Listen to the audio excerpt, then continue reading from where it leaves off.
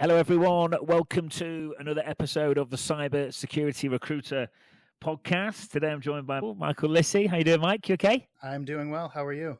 Good, mate. And yeah, nice to see you again. And for everyone, Mike's pretty flat out today, bouncing in and out of meetings. But I'm pleased to hear it, mate. It's funny, Mike, because you look at LinkedIn and you see the big firms laying off, and everyone thinks there's nothing going on out there. But I know from talking to people like yourself and other people that are running more nimble, agile businesses, there's still plenty going on, mate, isn't there? There is certainly plenty going on. In fact, I think it still just seems to be growing in some capacity. Some of the layoffs and those types of things that are happening are crazy to see in conjunction with just so many new business opportunities that are popping up and requirements, and especially in the cybersecurity space. Yeah, it's an ever-changing world at the minute, and it seems to be changing faster and faster. But like you said, it does create just different types of opportunities and different things crop up. And yeah, for everyone listening, we're recording this towards the end of May, 20th of May. Yeah, I just wish it was a bit more normal. Like, nothing's normal anymore. No, of course not. Although if it was too normal, it would get boring or It would. maybe a little suspicious, right? It's like things are too quiet here. So what am I missing? What's going on? Cool. All right, Mike. For the listeners that don't know you, I'm just going to do you a bit of intro. If I get any of this wrong, feel free to correct me afterwards, Mike, but I'll do my best. But started off back in the day, mid-2000s, as a programmer analyst, and then you moved into your first security-related job as a software engineer and a pen tester, which you held for almost 4 years. You've also been a presenter at B-Sides, which is pretty cool. Then you spent almost 7 years at Haylock Security Labs, again as a senior pen tester. And you currently hold multiple positions, have multiple things going on. So you're a CTF design lead, which is pretty cool. Done that for about 4.5 years. You were also the president of Red Team Village.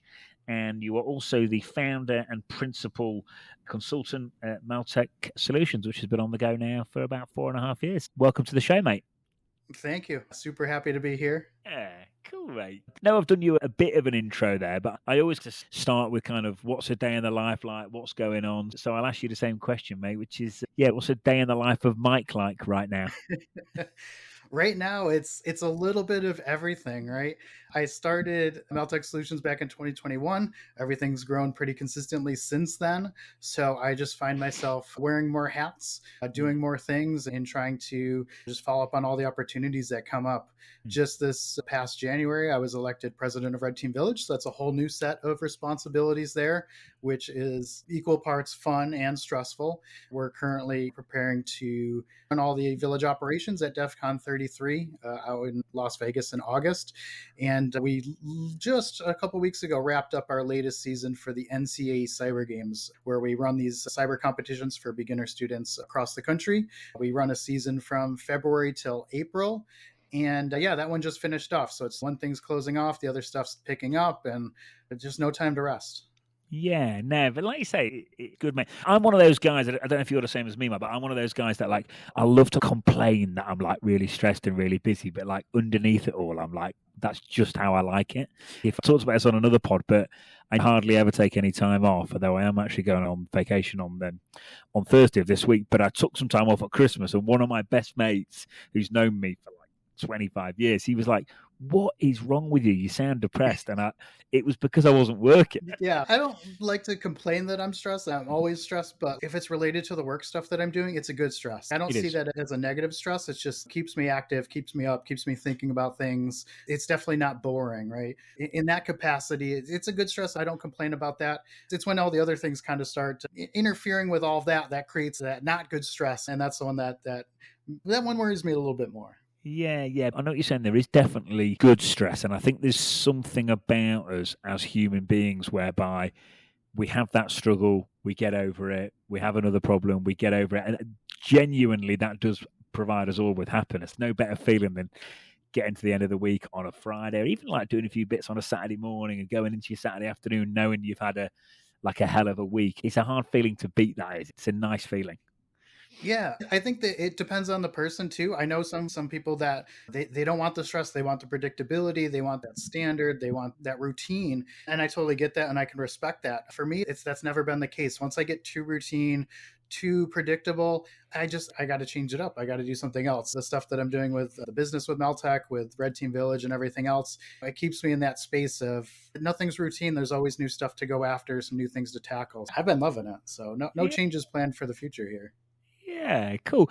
Mike, just on the business side, because there'll be people listening to this that are sat at director level, head of level, team lead level, and I think most security engineers, SOC analysts, pen testers have probably had that thought of they probably know that if you do it on your own, there's potentially a bit more freedom there, maybe a bit more money, maybe a bit more fun, probably a bit more stress, like we've said. But what is it actually like? Like when you're in a role, I know you were a senior pen tester for a good period of time. I know the salaries in the US that's involved with that job, and it's a pretty nice lifestyle and things are pretty good. What was it like actually going from being an employee to an employer? Did it actually go down, and what was your experience like? Yeah, so I ended up switching from employee to employer as the NCAA Cyber Games opportunity picked up. We were running a competition locally for about 100 kids, and a local college got a grant from the NSA to take that concept that we're doing for these local kids and see if we could do it nationwide for 400 universities across the country. And I knew that in order to really support that and to make it successful, I was going to have to step back from something else. So, with that opportunity, I decided to see if I could just become more of like a contractor, freelancer, doing the things that I was still doing, but giving me a lot more flexibility and time management to pursue that side project and see where things went. It wasn't a huge stressful transition, only because I knew that at that time the market was still pretty good. I knew my skill sets were good. So if things really it didn't go well, I would likely be able to find a place to land and to keep that opportunity going and to work as an employee again. Luckily for me, everything worked out pretty well, and I was able to continue operating independently and grow things on the side while also supporting those games. As it is now, I work way more and I'm way more stressed in that capacity than I ever was. Like as an employee, it might actually be easier to be an employee now than to do things on my own. But at the time, I felt like the inverse would be easier. Yeah, I think you just look back. I think when you've gone out on your own and done your own thing, I think because I do it as well, you look back at those days before, and I think because your capacity is so much bigger now that you've gone out on your own, you look back at before, and probably the stuff that used to stress you out before, you know, you just wouldn't think anything of it now. So you look back and go, God, that was easy. Yeah. Maybe it wasn't at the time, or maybe it didn't seem it at the time, but I know what you mean because I look back and go, oh God, yeah, that must have been, yeah, that was all I had to do was just place people, and that was it. Just recruit. Oh yeah, that's all it was. It's just, hey, all I had to do is get the pen test done, get the report done, move on. And that seems so easy now. Yeah, in retrospect, but I still wouldn't change it for anything. I love what I'm doing with the cyber games, with my own stuff. And it would take a lot to give all that up and go back to the life I had before. Yeah, good. I know last time we spoke, we had a nice chat, and I can just feel the way that you are now. I can feel you've got a good energy about you. I can see you're in a good spot. It's nice to see. And I like the way you've done it as well, because you've gone jumping from employee to business owner, founder feels like a huge step. But I like the way you've done it there with you've got your contracting stuff, you've got the CTF stuff going on. Even if it's just more mindset and mentally, it's a nice kind of transition. And I like the way you've gone, if it goes wrong, I'll just go back to what I was doing. It's quite a nice way to conquer the fear, evaluate the worst case scenario, and I'll deal with that. Yeah, I'm lucky in that regards. I know how difficult it is to get into the industry now than it was 10 years ago, 12 years ago when I started that, especially in the pen testing space. So I feel very lucky to have that confidence in being able to do that. And I know not everybody shares that. And that's one of the reasons that I support these other initiatives is I want people to be in a better spot to see them succeed and to give them the tools and things that they need to increase their opportunities there. And it's so awesome when that works out. Do you know what as well? Because I think you're right, Mike. I think it is harder these days. I think the remote piece probably makes it harder. I think back in the day when everyone's in the office, it's probably easier to connect with a potential mentor and stuff like that. And the learning through osmosis piece is probably there more than it is now, unless you go to things like Red Team Village and different events like that. So that makes it harder. I think maybe you can't do a podcast without talking about AI. Does AI make it harder for juniors? There's a few headwinds now, and I think having events like yours and initiatives that's going on, it's needed, mate, isn't it? Because it's a different marketplace now, I think. It really is. And we see the benefits on both sides of the fence from the offensive and defensive security space. So, from our perspective, the AI side of it helps us automate some of the things that we're doing, helps us just be more efficient in what we're doing. I try to leverage it as just like a supplemental tool and not as a Mm. replacement tool, because what I fear is that too many organizations may over leverage the AI side to reduce like their junior talent needs, right? Because the AI stuff can usually take over that stuff pretty easily. But I think the long term consequences there are that you don't have that talent rising up to fill the void when your senior guys move on, when they retire, when those transitions end up happening. So I try and use it just as an asset and train the guys on my team to leverage it in that same way, but not to give up their skills and their skill development to over commit to the use of the AI tools. Yeah, you're right, because it's one of them. We'd all be crazy to ignore it, but we'd also be crazy to, say, over leverage it. And I know from stuff we're doing internally here on the recruitment side, this stuff you can do definitely, and there's some really cool stuff you can do that really saves some time. But if you over leverage it, I think it can ruin the service. I know from a recruitment standpoint, if you over leveraged it, it would ruin the service levels as well. So it's a balance, mate, isn't there? You've got to get the balance right. Yeah, for sure, for sure. And we'll Yeah. see how that changes. Like the models change constantly, the tech changes constantly. I'm sure there's going to be some real great benefits and some new use cases out of that. That'll be super helpful. But I still feel like we're always going to need that human element in order to keep things operating smoothly and at the level that, especially from a business owner perspective, you have that standard and you want to make sure that you're meeting that. And to give all that control or even a good amount of that control up, you're really gambling with how your reputation is, how things are presented, and how things operate. You don't want to overcommit. Yeah, no, definitely. So, Mike, you're with Red Team Village. You're in a pretty unique situation. You're obviously connecting with lots of people, seeing lots of different things. Is there anything that you see that's helping certain people progress? Or I don't know if you're seeing a lot of people break in, or if you're seeing people more progress at an optimal level, maybe at the more senior end. But it'd be nice to get an insight into what you're seeing that perhaps others aren't when it comes to Red Team Village that could help the listeners. There's a couple of things that I see coming out of Red Team Village. Number one, the community that has been built over the past 6-7 years is just an awesome community of people not trying to gatekeep their information. They're willing to share, they're willing to train, they're willing to provide their knowledge and experience to the betterment of everybody else, which I think is a huge asset to the community because it allows all of us that may not have those same skill sets or that same experience to get some insight into what's working for somebody else. So seeing members of the community that are putting on workshops and talks and tactics and all these different things, it just really gives me hope that the community will stay really collaborative and not hold everything off and hold it tight and just try and use that to their individual financial or strategic advantage. Because at the end of the day, I'm trying to help organizations be more secure, and I'm trying to distill that knowledge and to spread that out so everybody else can do the same, because none of us can do it alone. It's going to take a lot of people, a lot of time and effort in order to make a big impact. And the only way we can get there faster is by working together. Yeah, definitely. And it's true. Like in the security space, if your heart's in the right place and you're genuine and you're authentic and you want to learn, like I've yet to meet someone that won't help you. And I say it too. We've had some new recruiters starting fairly recently, and I've said that to them as well. It's if you're genuinely interested and you're putting effort in and you're doing your research, so you're not asking silly questions and stuff like that, people will really help you. And I don't know what it's like in other industries, but I don't imagine it to be as good as it is in the security space. I think the security space is pretty unique like that. Like people really want to give people a leg up, don't they? Oh yeah, I've met so many just cool and interesting people that have no reservations, no hesitations. And this is not just from the US, from across the world. RTV was we were lucky enough to go down to Brazil back in December to meet up with a bunch of hackers at a conference called Hackers to Hackers, and just like interacting with all the security engineers and researchers and pen testers in Brazil was just such a cool experience to see not only what's different from their approach and what they're tackling down there, but how much we all have in common and how much is the same. And that's one of the things that I see coming is that there's talented people across the world. And with all this remote work and everything else that's going on, we're just going to see a lot more people available to tackle these problems. And it doesn't necessarily have to be confined to a specific space, to a specific country. There's just so much knowledge and talent and passion internationally. And it's just really cool to see that and to be able to share that. You feel like you have friends no matter where you're going when you visit these conferences and go to these different countries and everything. Yeah, definitely, mate.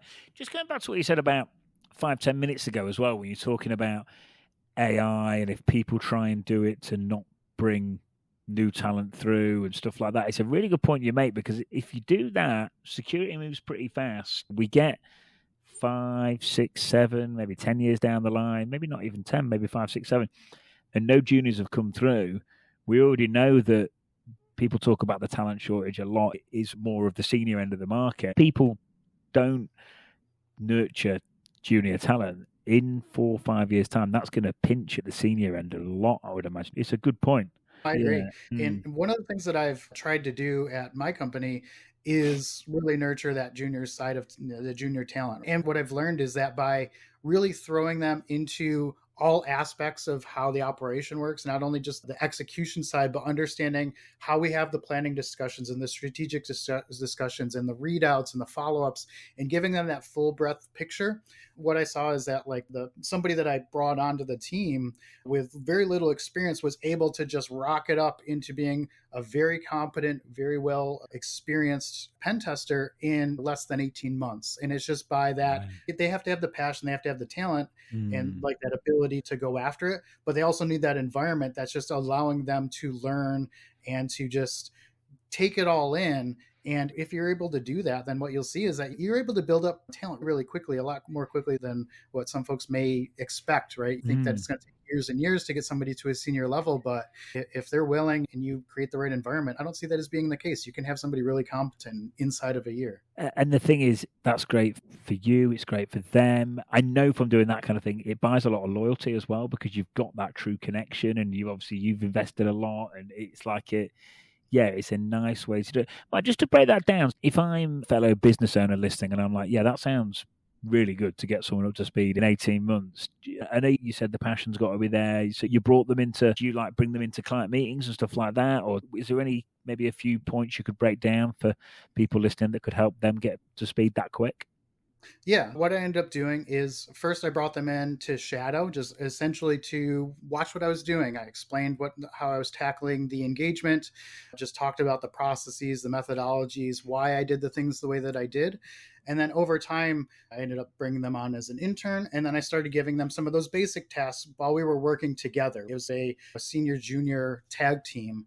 And I would start offloading some of those easier or less skillful tasks so that they start getting hands-on, but then they're able to ask questions and still see the more advanced things that are happening. So say there was this really cool exploit or this really cool vulnerability, we'd pause, we'd go over and we'd discuss all of those things so that they're getting that experience of, oh, here's what I need to make sure that I'm working toward in order to be successful. And at the moment, I'm going to focus on these skills, but I see where I need to progress, right? So it identifies those gaps for them. And then in regards to the clients, I always bring them on the calls for the discussions and for the readouts and everything so that they get an understanding of, why are we doing this work for this client? Like, what was their need that we were able to define, and how can we take that and then bring that into our approach for the actual testing part itself, right? We're trying to come in understanding where their needs are and then making sure that we're fulfilling those when we're doing that project. And by having those conversations with the client, you really get a better understanding of what's actually important, what makes sense, and how to make sure that you're providing the best value and delivering for your customers' needs. And all that stuff together really helps them get the full picture. And they take all that stuff and they just keep working on it. And it just leads to success. Yeah, I like that, mate. And I think as well, that bit about getting people in client meetings, because you see it so much towards the junior end where that commercial awareness, understandably, it just isn't there because they've perhaps never had a meeting with a stakeholder or someone at a senior position or someone on the C-suite, and actually getting away from that perception that it's all about popping shells and doing this, whereas someone in a business environment won't even know what that means. They probably don't have any interest in knowing what it means, and they want to know they want their findings delivered in a certain way. They want to understand the impact of the business. So I think seeing that side, because that's really what carries people forward in a commercial world and allows them to progress. And that's really where a lot of the value is added. So yeah, I bet it's intense in a good way because it's you and they. I bet they love it. Like it's invaluable, that is. Oh yeah, and it leads to like much better reporting and stuff too, because they're thinking of that discussion that we already had with the client. They're like, oh, I'm just going to write it. I'm talking to them and letting them know what we found in a way that I already understand, like where their technical expertise is, what terms they've used, those types of things. And when you're writing up the report for them, it just makes it so much more digestible and consumable for the customer because they feel like you're completely aligning with where they're approaching this test from and what they're trying to get out of it. And that's been really beneficial. It also puts them in a position where when the inevitable happens and say I get tied up, I have somebody that's a little hesitant, but like as soon as they started having client conversations, instead of me taking that over, it just like accelerated things even further. It was such a surprise there that they're like, oh, it was so intimidating to think about. But then once we had a conversation, I sat down, I started going through the report. They're like, it was so easy. We just had a conversation. We talked about this stuff. And now they're like, oh, that was no big deal. So it was like this big, until you do it, it seems way more overwhelming than it actually ends up being. Yeah. Yeah, it is. And you took me back there when earlier on in my recruitment career, because the first time VP of security or CEO or CTO, and you think, God, I can't talk to you. You soon realize that they're just normal people. I tend to find that the people that have progressed to the top tend to be quite down to earth, humble and quite nice, because people that have done well have to be quite nice to move forward in life. And you often find the higher up you go, the nicer they are. But when you first start, it's, God, I can't talk to him, I can't talk to her. But yeah, it's intimidating at first, but it's the old get comfortable being uncomfortable scenario and just giving people that little push in the right direction when the time's. But yeah, I bet it's been cool, mate. I bet you've enjoyed it as well. I really have. And I really like seeing everybody else grow and succeed in the way that they're comfortable. I don't try to over push or anything like that, but to see them just stepping up and then coming up with new ideas, right? They're coming to me and saying, hey, I have this idea. I think this would make things really cool. I'm not pressuring for any of that. I'm not having any of those expectations, but they're identifying things that we could improve on or things that the customers might need that I wasn't even thinking about just by being exposed to these different things and having their own approach and their own insights into how those conversations are going. I'm not the best reader of everybody, of somebody's demeanor and those types of things, but I have people on my team that are really spot on with that. And they're like, you know what? That conversation went way differently than I think you expected, and here's why. And that's just huge. If you're able to identify some of those things, it helps tremendously when you're working with customers. Yeah, definitely. I think sometimes as well, when there's more than one of you in a meeting, you can have a chat about it after, and that's hugely beneficial because, especially if it's a new customer and you're really trying to focus and maybe it's a fairly big deal or whatever it is, if you're just on there on your own, I think sometimes it's a bit of a whirlwind. But if there's two of you, you can have a little team talk after and really decipher exactly what's going on. I've been there, it's helpful. Yeah, totally agree. Cool. So, Mike, I'm going to talk, mate, your communications spot on. It's really good. I want to talk about how you've got it to where it is today and if it's always been like that, and touch upon your presenting. I'm sure that's been helpful. And then on your business journey as well, like new business through the door, how does that go down? How do you do it? It'd be nice to get some insights into there, because I'm sure that's a question that any business owner listening probably wants me to ask, because it's just all business owners like, how do you get more business? How do you get more clients? How do you get better clients? So I'll start with the presenting first. How did that go down, mate? Was that a bit of a journey? What was it like? It was terrifying the first time. I wasn't a big public speaker or anything like that. But what I ended up doing was I went to a conference called B-Sides Rochester right nearby. And it was right after I had started working as a penetration tester full-time. This is when I started at Haylock. And I was thinking about, why was I succeeding in this role? What was it about the work or my history that was really beneficial? And I started thinking back about my time as a help desk technician and as a network admin and doing some programming. And I started like pulling aspects of those jobs that I realized like really set me up to do this penetration testing work really effectively. And I have this conversation with a lot of people that are like, hey, I want to get into offensive security, but I don't think I have the knowledge or the skills. And usually this comes into a discussion on what is it that you do.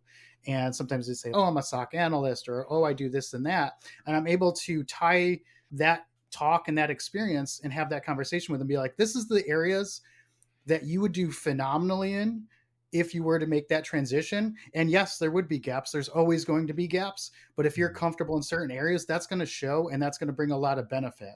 I haven't worked as a SOC analyst. I don't know how that threat hunting or all those alerting and all those things work. But somebody that does can come into an environment and be like, hey, I know how these things are going to trigger, and I think I know ways around these. And it's going to be something I've never thought of and I've never heard of. And they're going to bring this crazy amount of skill to the table. And often they're not thinking that way because you can't. It's only in retrospect that you know that this is going to be beneficial. So I think having that discussion with people makes them much more comfortable with the idea of making that transition, and to be able to discuss those specific strengths in the context of that new role to help them out. Because if you say, hey, I've never hacked anything before, okay, that's going to be difficult to land a job. But it's like, hey, I manage a lot of alerts and I know where all these gaps are. And here's examples of where I think that would be effective. That speaks a lot to somebody that's looking to fill a role and be like, yeah, we don't really have that on the team. We can train you on some of this other stuff or have you work with somebody else, but you're bringing something unique that's going to benefit us overall. And I think that speaks a lot. And people just don't understand that when they're trying to make that transition. Yeah, no, definitely, Mike. And I'm with you, man. If someone's come from a blue team side, SOC analyst side, security analyst, whatever it might be, yeah, they're going to have a unique perspective. Whereas even if someone's been in the offensive security game for 5-10 years, if they've only done offensive security, yeah, you're always going to, you can look at it as a disadvantage if you're coming in later, but you could also look at it as a massive advantage because, yeah, you're going to look at things with a completely different view, even from other sides as well. Obviously, there's going to be some heavy lifting on the technical side, but if you've come from a role that involves a lot of communication or a lot of presenting or stuff like that, chances are when it comes to piecing a report together or delivering findings or getting budget sign-off, you're probably going to have a bit of an advantage there as well. So it's probably just how you look at it from a mindset perspective. Absolutely. Yeah. So that was the big focus of my first talk. Once I started Maltek and I started doing the freelancing and the contract work and everything, there was a whole brand new area of business that I had zero experience with and I was learning as I went. And I thought that would be useful for people that maybe want to do this as a side, maybe start up some side work doing some of this consulting. What should you actually know and what do you actually need in place in order not only to protect yourself, but to really set yourself up to be able to pursue this sort of work. So that was the talk that I did at B-Sides Las Vegas. I think it was 3-ish years ago. Just basically, here's all the lessons that I learned, and hopefully it helps somebody else in that capacity too. And this goes to the business side of things as well. People that are making those considerations and have come from a similar background. I learned a lot, but I had some really great mentors. I had some really great people, specifically my former manager, when I basically said, hey, I want to do contract work instead of full-time work. He helped me along to establish a lot of the information that I would need to have in order to make that work. And that was super helpful from them, just being like, okay, get back to me when you do that. But they were still very happy to work with me. And I really appreciated that. Yeah, no, that is good. Especially at that moment in time, you probably really needed it then, and it gave you that kind of a bit of support when you probably most needed it. And yeah, mentors is a big one, Mike. Was that relationship formed for your previous work, was it, with that particular mentor? Yeah, for sure. It was my manager that I was working with at the consulting firms. I'm still in touch with them today. We still chat occasionally. But yeah, they were somebody that was just like, hey, here's what you need. And then I was able to take that forward when I had other business discussions, other potential contracts and opportunities. I felt like I came a lot more prepared than somebody that just didn't know what they were doing. And that was super beneficial to have somebody to walk me through that. Cool. All right, Mike. I'll move on to the next part of the question, which was about the business and clients and how do you find them. Yeah, what goes down there, mate? Probably the $1 million question this is. What answer you got? It's probably a difficult one to answer, but I'll try you on it. No, I love it. So this was my little secret when I was just getting started on the freelancing contracting side, is I would look through on LinkedIn and on other job postings for people that were trying to hire a pen tester, a senior pen tester. And I would reach out to them because if they're looking to hire, then they have enough of a backlog of work that they can justify a hire. And so I would reach out to them and I'd basically be like, hey, I'm not available as an FTE, but I'm happy to take on some projects if it's going to alleviate some of your backlog until you fill that position. And then they'll be like, hey, I have work. Let's talk about it. Let's see if there's opportunity. And then I established a ton of relationships just doing stuff like that. And not all of them worked out long term. They ended up filling the position. But for me, it gave me experience. It gave me those negotiating skills and just reaching out to people and being comfortable trying to find opportunities. And that really just ended up snowballing with things like Red Team Village, volunteering and being part of the community and being part of those different conferences. You meet a lot of people and you have those conversations. And when you tell them that you do this type of work or that you are looking for more work, they're usually really happy to talk about it and see that you're involved with the community and with the industry. And that leads to a lot of success as well. So yeah, that was my big secret starting off, is just scrolling through the job listings and then reaching out to see, hey, hire me part-time until you fill it. And yeah, I got a lot of success. Yeah, you'd have made a great cybersecurity headhunter, by the way. That's really cool. Yeah, and I can see why that, logically, I can see why that works. And because you're reaching out on behalf of yourself as well, it's quite a unique and somewhat authentic angle. So I can see why it opened doors quite effectively. That's a really good one, mate. Really good. Yeah, and there's a lot of positions out there. If you know your stuff and you're comfortable on what you can and can't do, and you can speak well to it, a lot of times people will give you a chance and be like, you know what, listen, I can save some money now because I don't need to commit to the FTE or the full-time employee. And I can just give you work when I need it. And you're going to learn our processes and understand how we do that. And for me, I got such a diverse background on how different companies operate, what they were succeeding at, what I felt like they were not succeeding at. And that really helped me hone in on a lot of skills that was like, oh, this worked really well for them. I'm going to take this and internalize it and use that forward when I'm working with other potential customers, because I'm learning things that some people are doing really well. And that just ended up snowballing again, that success when I talked to potential customers or other organizations that needed the help. Yeah, cool, Mike. The other thing you said as well, you were talking volunteering there and connecting for new people, and that's definitely something we should perhaps talk about a little bit more. But the other thing you said, when you let those people know that you're looking for more work, I think when you're out there and you're working hard and you're giving first and looking for more work, yeah, I'm always looking, actually just saying it. I think sometimes it's surprising if you actually just say, I'm looking for a bit of help, or I'm looking for a bit of it. It's amazing how many people will help you. And I think it's probably also surprising how many people just don't ask for it. So I think that's quite a good thing for you that you do, and a good thing to pick up on. It's good. Yeah, I think it's been beneficial, obviously. So that's worked to my advantage. And even if the person that you're talking to didn't have anything or they weren't in a position for that, oftentimes they're like, you know, I think I know somebody that would be good to have you talk to them. Maybe it doesn't work, but maybe there's some stuff that makes sense there. And that really helps expand the network. The other thing is, like I said, when I was volunteering for Red Team Village, I would just sit there and I'd be like, oh, here's another volunteer. What is it that you do? They're like, oh, I run an offensive security company. And I was like, oh, do you do contract work or do you have contractors? They're like, yep. I was like, cool, maybe we should chat about that, because I'm always open to finding out more opportunities. And it's just like the people you wouldn't expect to just be just hanging out at a conference and just donating their time end up being really awesome resources to get to know. I've made awesome friends across the industry, across the country, just from doing that volunteer work. And that's one of the things I really promote to all the college students that I talk to.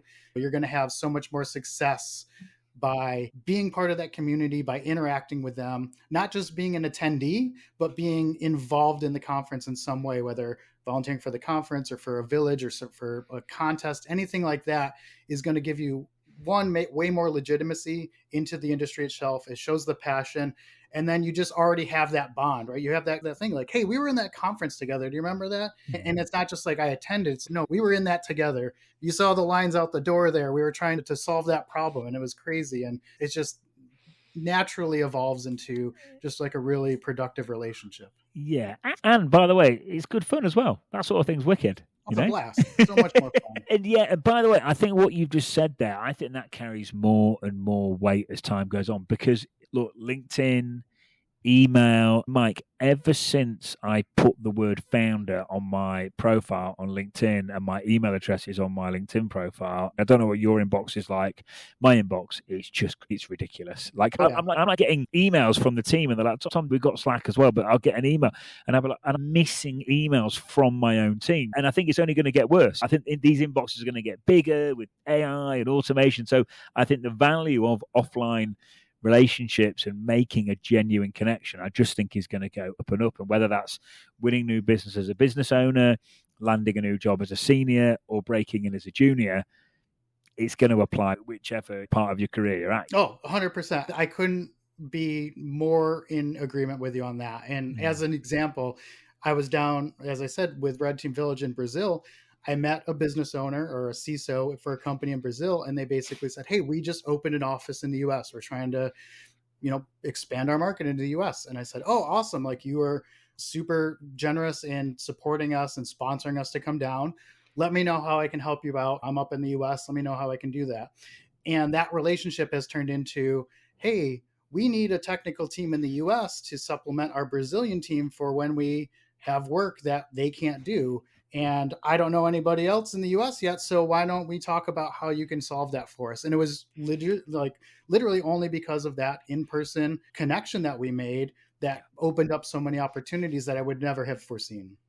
Yeah, no, cool, Mark. As well, I think as well, I can tell by the way you talk, you naturally take that longer term approach and time horizon. But I think for everyone listening, I think sometimes in today's world, people just, I don't know, they want to maybe click easy apply or maybe just click a few buttons and it all to happen. The volunteering doesn't necessarily mean you're going to get something back straight away. Attending that place in Brazil, you didn't go down there with that intention. You went down there because you're into it and you're passionate about it. But if you do that kind of thing enough and just focus on the process of just doing things right, things do come back, but it's not always straight away. I think sometimes people just almost just want to cut straight to the end, but it just doesn't work like that, mate, does it? It does not. You always have to think of the potential for long term there.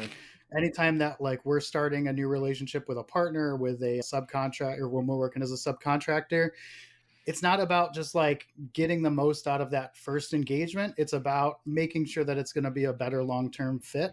And that has worked so much better for us than trying to maximize on every single transaction.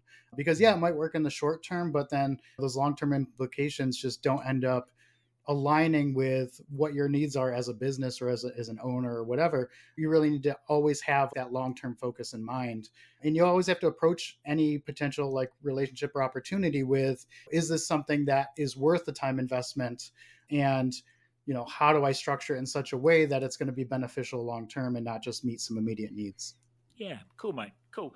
Mike, as we come fairly close to the end here, I used to say book has had the best impact on your career. It doesn't have to be security related. It can be anything that's maybe made you the best version of yourself. But what book, what pod, what kind of content are you consuming that's helping you that could help others, mate? As you can see, the book thing is pretty important to me. The most impactful one to me was the one called The Art of Intrusion by Kevin Mitnick. It was one of the first security books that I had ever read, probably, 18 years ago. I don't remember exactly when it was published. I have the original copy that's on my shelf back there.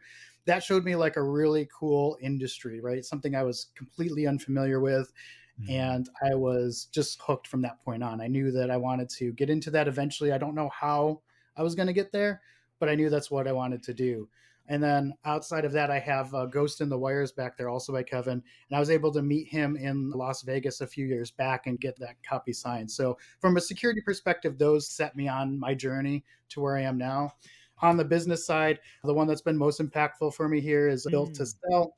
It was a really interesting read to understand where I was lacking in the organization of my business, just as somebody that didn't approach it with a traditional business plan or business mindset, to really understand, even if I don't consider selling the business or that's not my plan, you still need to operate it in a way that it could be up for sale. And I think that book was a huge eye opener for me. And I really appreciate one of my business mentors for recommending it.